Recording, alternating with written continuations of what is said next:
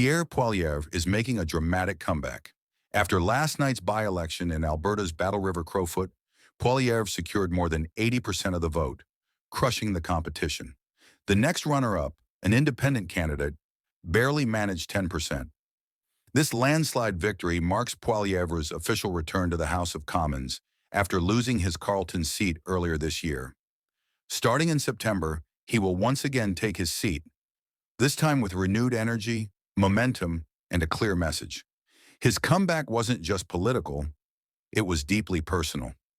In an emotional victory speech, Poilievre recalled conversations with voters facing hardships. One woman battling cancer told him, "Keep fighting." Those words brought him close to tears and set the tone for his promise to fight against what he calls out-of-control liberal inflation, rising crime, record immigration, and skyrocketing housing costs. But here's the real story. Poilievre's return sets the stage for a political showdown unlike any Canada has seen in years. On the other side stands Prime Minister Mark Carney. Carney is no ordinary opponent. With global credentials, a reputation for calm leadership, and approval ratings as high as 59% even in Alberta, Carney represents stability, discipline, and international credibility.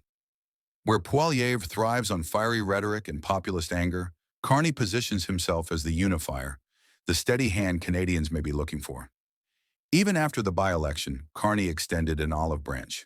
He congratulated Poilievre on his victory, framing it as a moment of honor, representation, and cooperation.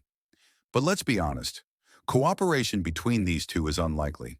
The real question is, will Canada's future be shaped by Carney's vision of stability or Poilievre's populist fight against the establishment?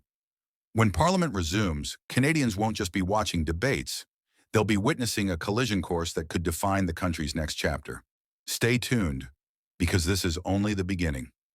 While Pierre Poilievre is heading back to Ottawa as a Conservative Member of Parliament for Alberta, Poilievre will represent the riding of Battle River Crowfoot after winning more than 80% of the vote in a by-election last night.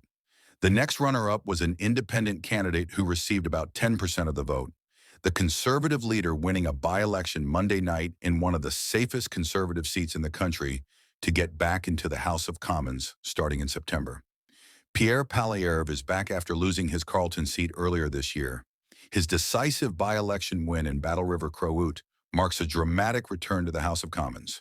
And with this, Canada's political stage is set for a confrontation that could define the country's next chapter. Pierre Poilievre squaring off against Prime Minister Mark Carney. Let's not understate this. Poilievre didn't just squeak by, kind of talking about the folks that he had met in the riding, who had been telling them difficult things that they'd gone through in life. One woman he spoke with said that she had been going through cancer treatment and kind of said that Mr. Poilievre should keep fighting on. And the fights that she'd gone through, she wanted him to continue doing those fights, and gave many examples of people that he had met in the area and kind of being the champion for them. Poilievre has already promised to oppose what he calls out-of-control liberal inflation, crime, immigration, and housing prices.